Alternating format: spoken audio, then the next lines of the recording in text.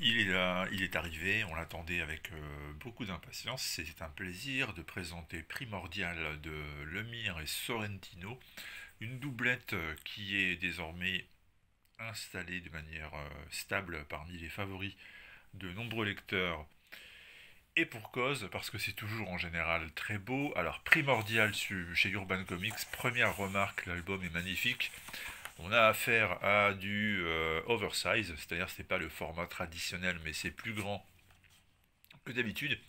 Et c'est très bien parce que ça permet de mettre en valeur le dessin de Andrea Sorrentino. Comme vous le voyez ici, sa spécialité c'est un découpage extrêmement inventif avec un style très particulier qui part au départ de photographie, qui part au départ de la réalité pour être retravaillé d'une façon audacieuse. Il n'y a pas que le découpage qui est original, il y a aussi la manière de s'attacher à des détails, d'utiliser ce détail notamment à travers une forme de répétition, à travers une forme euh, de gros plan. Et au final, on a quelque chose qui est très étonnant, qui peut dérouter quand on n'est pas habitué, mais qui produit un effet visuel absolument splendide. Et c'est encore le cas dans Primordial. Alors Jeff Lemire nous produit, nous pond un scénario qui est assez, qu'on peut résumer assez rapidement. Il s'agit de se rattacher à l'époque de la course à l'espace. Vous aviez l'Union soviétique et les États-Unis qui se tiraient la bourre pour savoir qui allait être le premier vraiment à conquérir l'espace. Alors, il n'y avait pas qu'une question de prestige, il y avait également des enjeux militaires et sociaux très importants et économiques très importants. Et donc nous sommes à la toute fin des années 50. Vous savez que les Russes ont envoyé une chienne qui s'appelle Laika dans l'espace.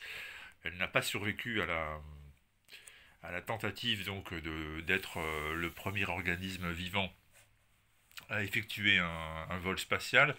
Et au lendemain de cette tentative d'envoyer une chienne dans l'espace, les Américains envoient des singes, deux singes, Able et Baker, qui eux aussi ne vont pas survivre à l'expérience. Et le programme spatial va subir un coup d'arrêt, c'est-à-dire qu'une fois que ces cobayes ont été lancés dans l'espace, eh bien, malgré l'argent qui a été investi, malgré les attentes énormes qui accompagnaient ce programme, plus rien. Tout d'un coup, l'exploration spatiale s'arrête, connaît une phase de stase, et Lemire nous pose la question, mais qu'est-ce qui a bien pu se passer en réalité pour que tout à coup, à la suite de l'expérience avortée avec ces animaux, on décide qu'il valait mieux prendre son temps et réfléchir à deux fois. Alors, Lemire nous explique sans expliquer, parce qu'une grande partie du travail, c'est chacun qui va l'accomplir en lisant, en comprenant ce qu'il peut comprendre.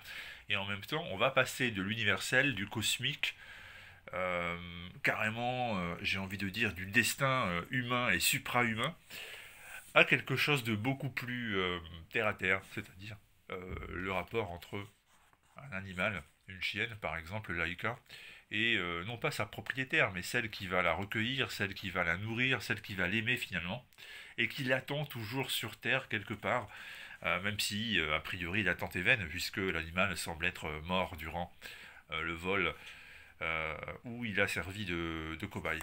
Donc cette aventure, avec ici vous le voyez un très bel hommage à une pochette de Pink Floyd qui est célébrissime et retravaillé par Sorrentino. Donc un très très bel ouvrage, c'est esthétiquement très beau. Au niveau du scénario, bah oui, c'est un peu déroutant, c'est-à-dire qu'en fait, vous allez faire une bonne partie du travail. Il n'est pas sûr que tout le monde comprenne la même chose, il n'est pas sûr que tout le monde prenne le même plaisir à lire, mais au final, si vous souhaitez avoir quelque chose qui sort un peu de l'ordinaire, qui est bien loin, bien loin, bien loin du super-héros traditionnel et qui est capable d'unir l'universel avec l'intime, eh ben, m'est avis que ça va vous plaire parce que c'est une histoire à la fois touchante, à la fois déroutante et surtout, je répète, c'est un objet graphiquement remarquable. Donc c'est signé Lemire et Sorrentino. Alors c'est pas la première fois qu'on les trouve ensemble, hein, après Gideon Falls, après Green Arrow par exemple. Ils sont en train de faire en ce moment The Bone Orchard Mythos, qui est une série d'histoires basé sur des thèmes horrifiques. Ce sera en VF vraisemblablement en 2023 chez Urban.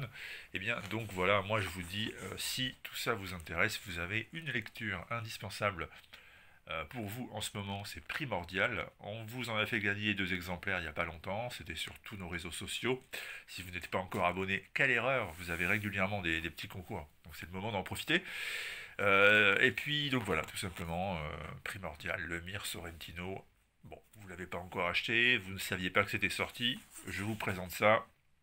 Il n'est pas trop tard, c'est en ce moment chez Urban Comics. Et je vous répète, très très bel ouvrage, l'objet en soi est très beau, un format et une présentation qui va vous allécher dès que vous allez tomber dessus. Voilà. Sur ce, on peut toujours vous s'abonner à la chaîne qui n'en est pas une. Moi, ça me fera plaisir. Et puis en même temps, comme ça, les prochaines vidéos qui vont sortir, vous les verrez apparaître probablement en premier sur votre compte YouTube. Et la prochaine, ce sera d'ailleurs vendredi. A très bientôt. Ciao, ciao.